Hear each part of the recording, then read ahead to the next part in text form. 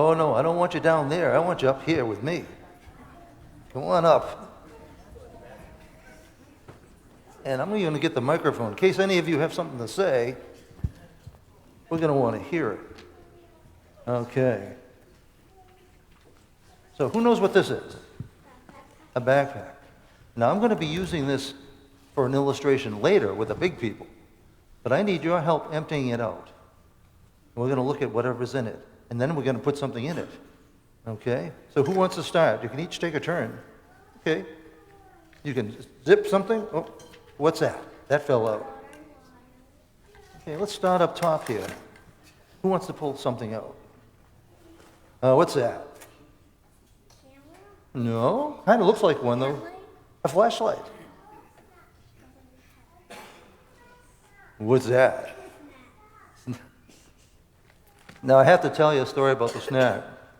When I was taking the granola bars, when I was working on this during the week, I hadn't looked at the granola bars in like a long time.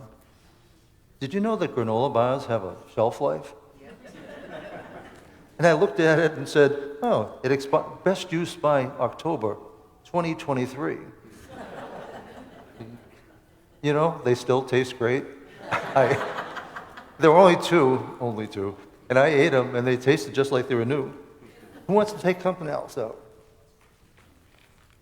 Oh, what's that? Well, no, that is, well, it's actually like it's an emergency poncho. Well, because when you're out in the woods, staying dry is kind of important. What's that? A whistle. Can't hurt. What's that? That's another poncho. Because Carrie would get very upset if I stayed dry and she got wet.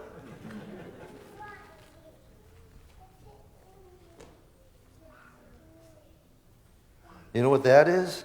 Hold that up. Hold that up so people can see it. These are super duper matches. Matches like nobody's ever seen before. But they work in the rain. That's kind of important. Anything else in that top part? Oh, what do you think that is? Well, it's a multi-tool. This one's called Leatherman. I actually carry one just about every day, and there isn't a day that goes by that I don't use it. Not just when I'm hiking, just around the house. More in there? Go ahead. You can pull out whatever's in there. That's more matches, I think. Oh, no, actually, these are actually towelettes. Strangely, when you get them wet, they expand into a towel. That's a lighter. Well, that's another lighter. You can tell staying warm is very important to me. Anything else? What does that say? Yeah, it's an emergency blanket. Okay. I think we're through with the little part. Now, who wants to go digging into the big part? Okay. Let's open this up a little bit. Okay. What's that? First aid kit. That's a tourniquet. What's this?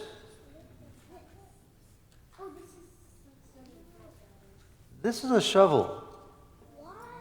Well, you know, contrary to what some people think, there are some things that you bring into the woods that you shouldn't bring out with the woods.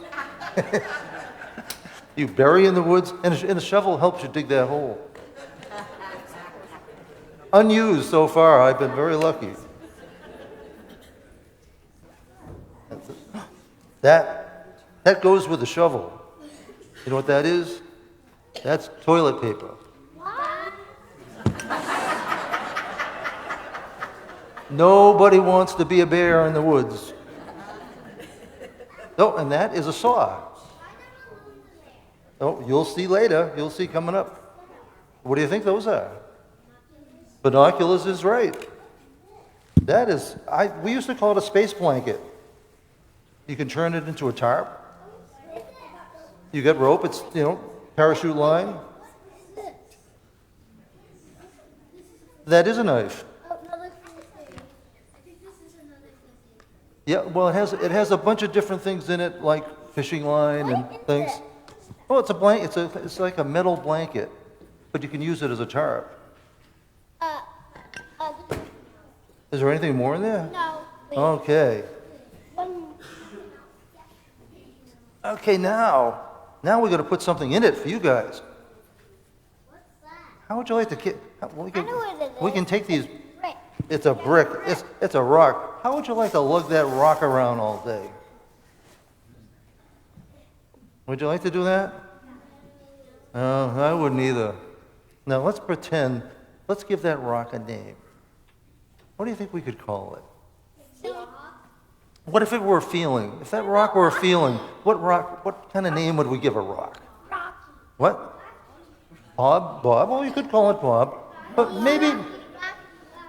maybe we could call it, how about if it were anger or mean? Would you want to carry that around all day?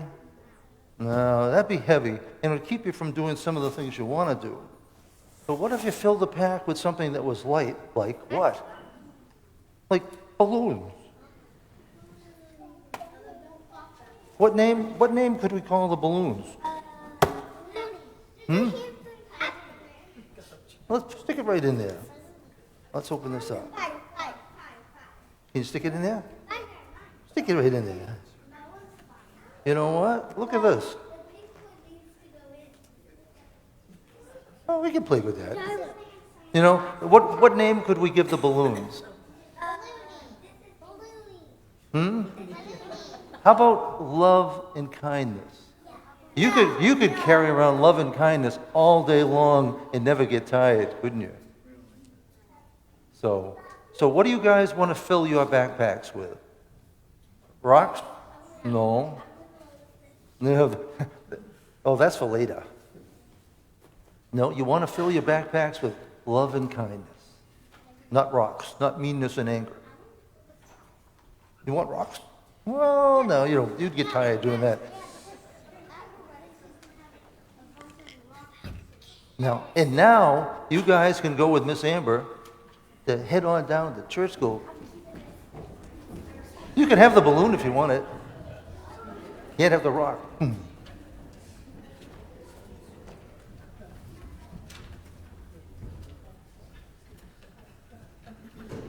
And now we get to ask AJ, where the name for this special music come from? You'll find out.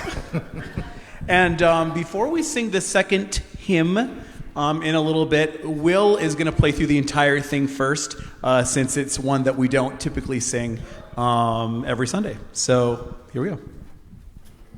But this is Secret for the Mat.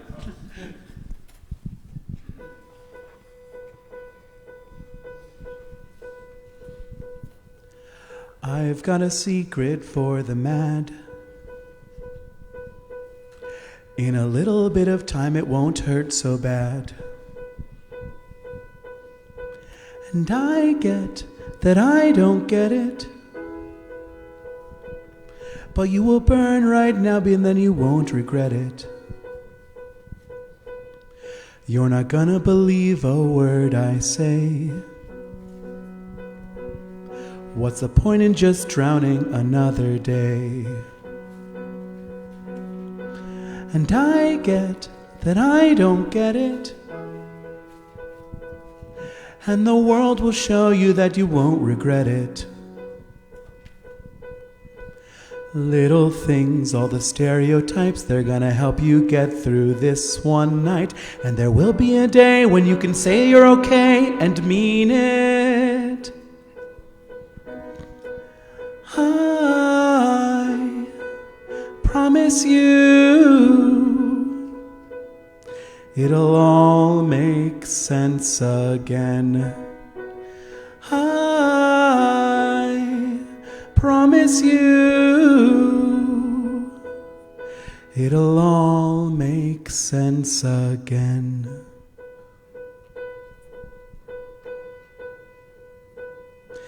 There's nothing to do right now but try. There are 100 people who will listen to you cry. And I get that they don't get it, but they love you so much that you won't regret it. You're at the bottom, this is it.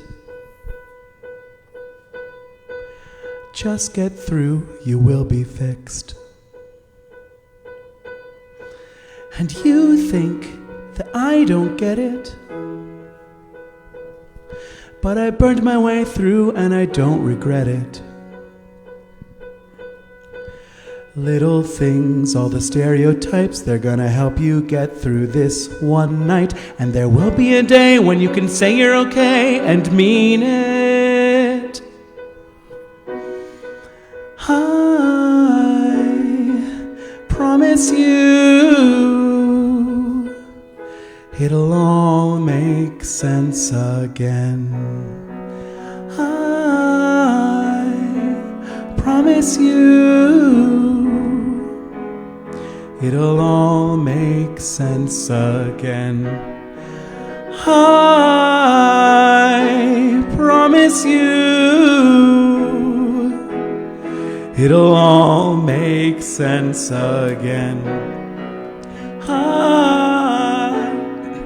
promise you it'll all make sense again.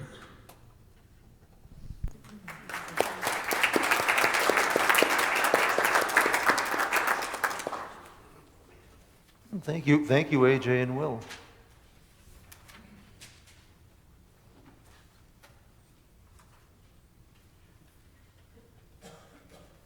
Let us once again be in the spirit of prayer. Lord, each of us comes here bringing with us different hopes, different worries, different joys, and different concerns. Our hearts break when we hear of the news of terrible accidents. We feel helpless when a friend or family member receives a difficult diagnosis. We feel distressed knowing the difficulties of the unhoused and those not sure about the next meal. We feel overwhelmed by all the political unrest both at home and abroad. But despite all the pain, the discomfort, the anxiety, and the distress, we are grateful for the comfort of our time together here. Not because it makes the problems go away, but because for at least a few moments, we can step away from those problems. A time where we can be reminded that there is still joy to be found, friends to offer comfort, and a renewal of our faith that allows us to return to the world refreshed. We are indeed grateful for our many blessings and pray that we might be worthy of them. Amen. And now, please stand if you're able for hymn number 461. And as AJ said, Will's going to play it through once first before we join in.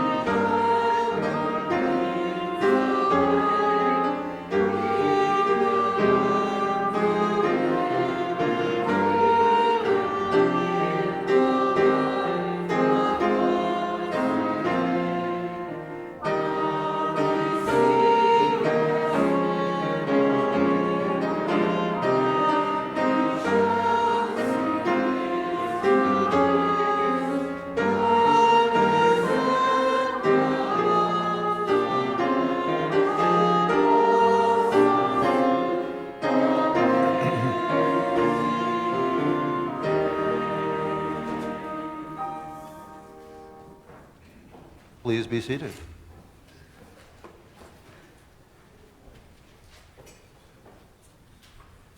I apologize for the mess I made on the altar here, but I think the kids had a good time.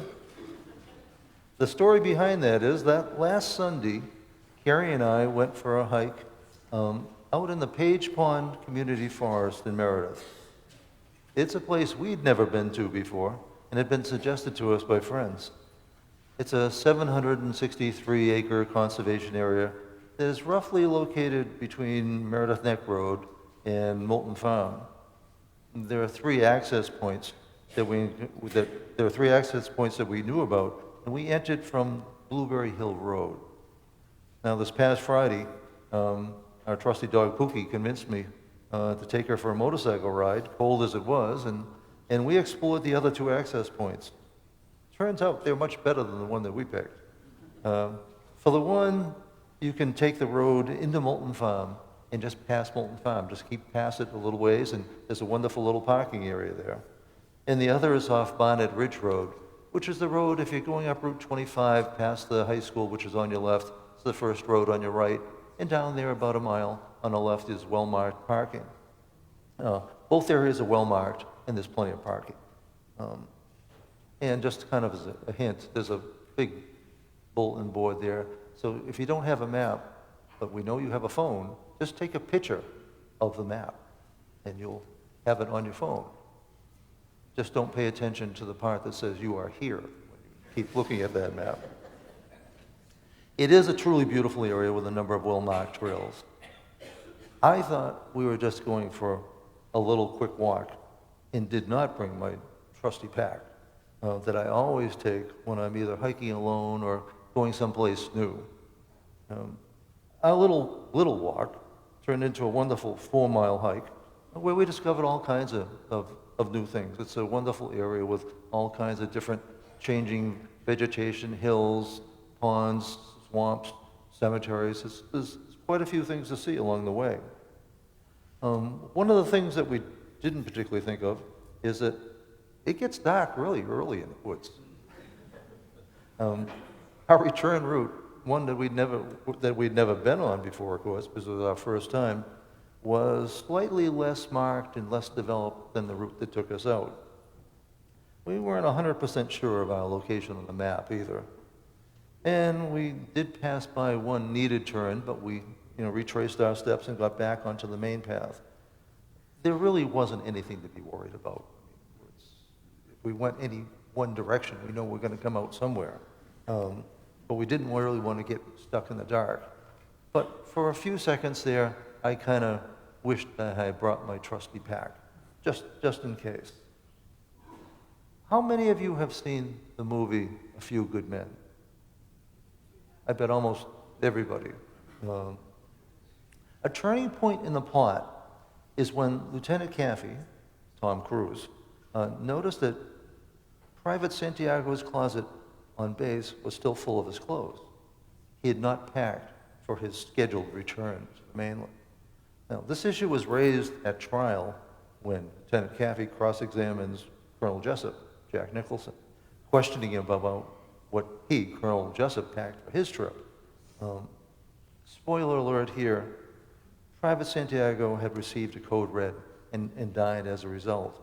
His lack of packing for a trip turned out to be the key to drawing out the truth to Colonel Jessup. Now, what does this have anything to do with the Bible reading that Bryn read for us? First, a little background. In the New Testament, there are some 41 miracle stories. Some will say 45. And there are only 2 of which that occur in all 4 Gospels. This story of the loaves and fish being one, and the resurrection being the other. These stories were all part of an oral tradition that were not written down till some 30, 40, 50 years after Jesus died, depending on the Gospel. It's no wonder that each Gospel has a slightly different version.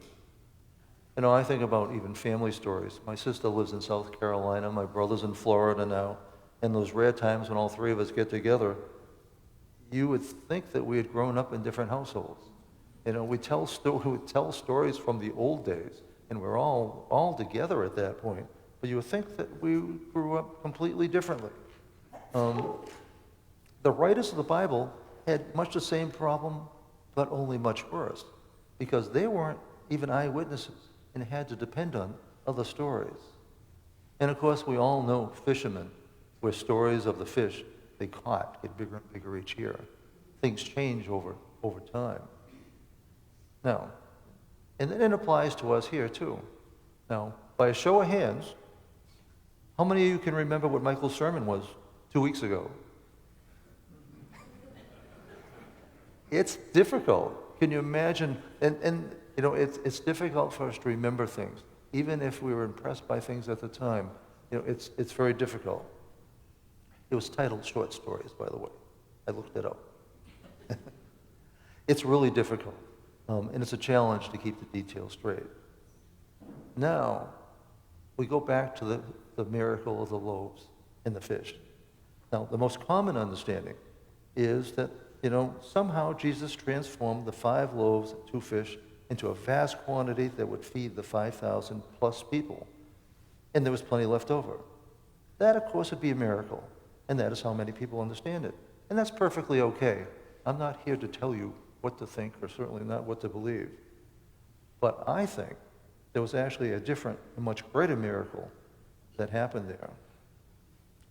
You know, the story as told is particularly interesting in that it does not describe a scene in which Jesus turns the few loaves and fish into a huge amount and then it's dispersed.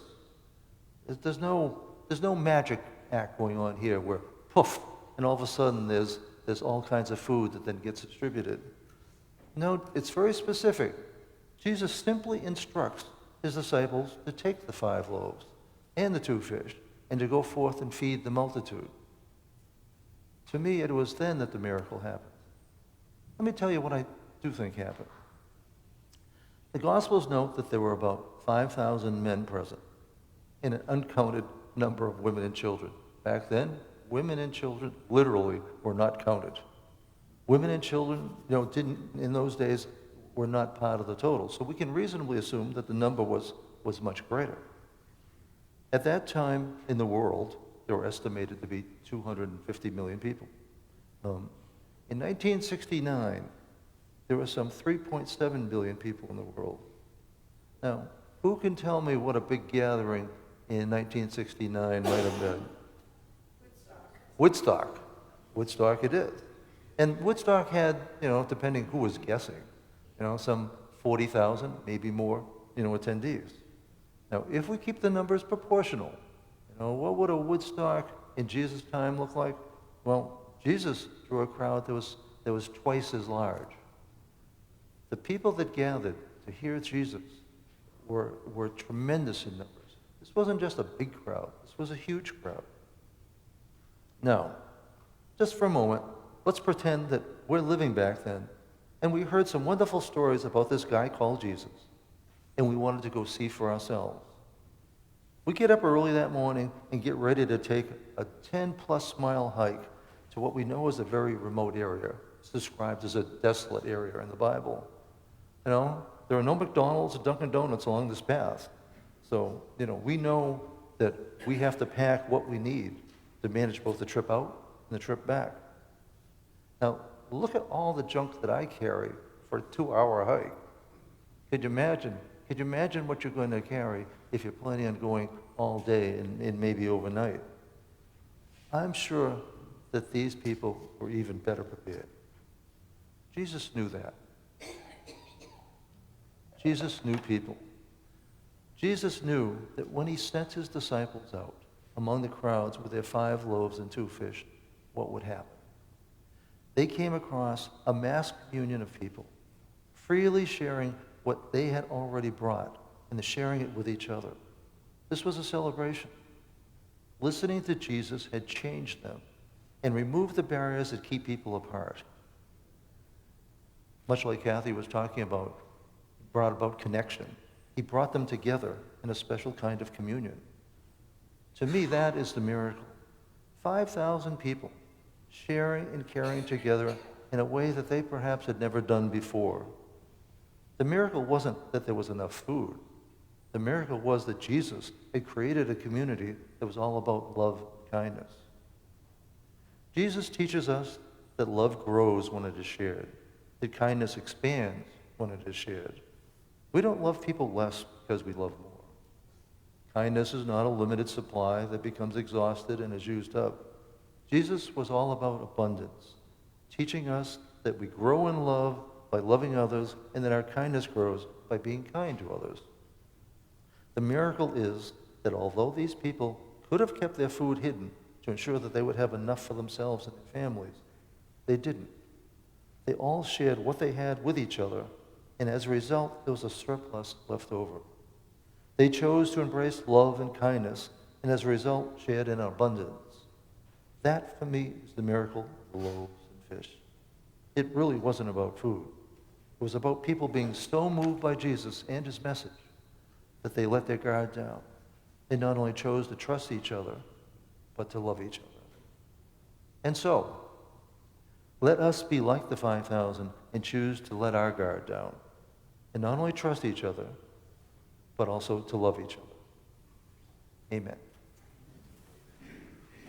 And now, if you would please stand for our hymn number 277, Holy, Holy, Holy.